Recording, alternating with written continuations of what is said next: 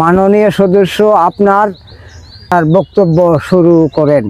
ধন্যবাদ মাননীয় স্পিকার। আজকের বিষয়টা হলো নদী ভাঙন নিয়ে।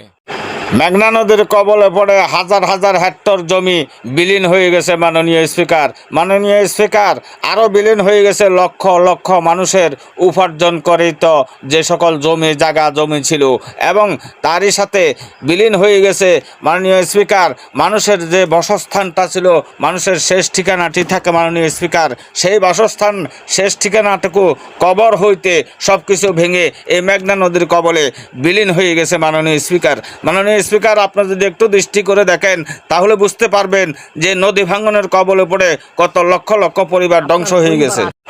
এই বিষয়টা আপনার দৃষ্টি আকর্ষণ করছে মাননীয় স্পিকার।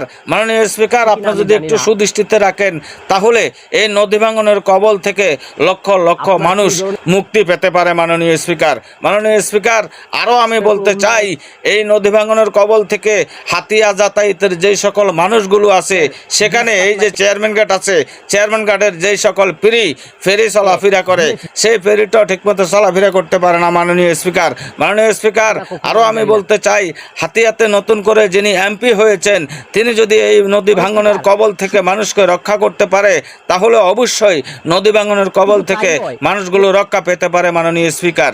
মাননীয় স্পিকার, আরও একটি কথাও না বললে নয়, তবুও আমাকে বলতে হয়।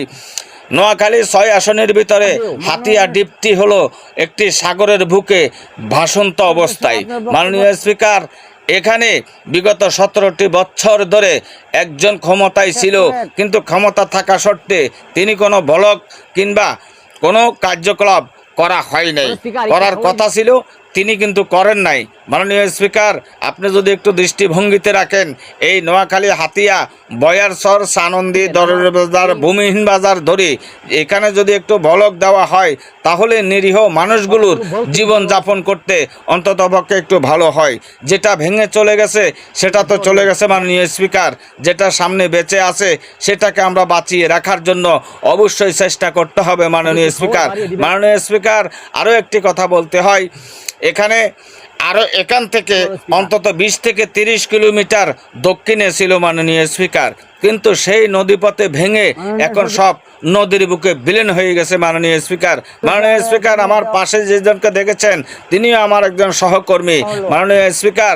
তাকে নিয়ে আমরা এই নদীপথের যে ভাঙচুর হচ্ছে, ভাঙ্গি নদীতে বিলীন হয়ে গেছে মানুষের বাড়ি ঘর সম্পূর্ণ সব কিছু, কত মানুষ যেই কান্নাকাটি করতেছে, মানুষের কান্না আর দুঃখ দুর্দশা দেখলে মাননীয় স্পিকার, আপনি যদি এখানে আসি দেখতে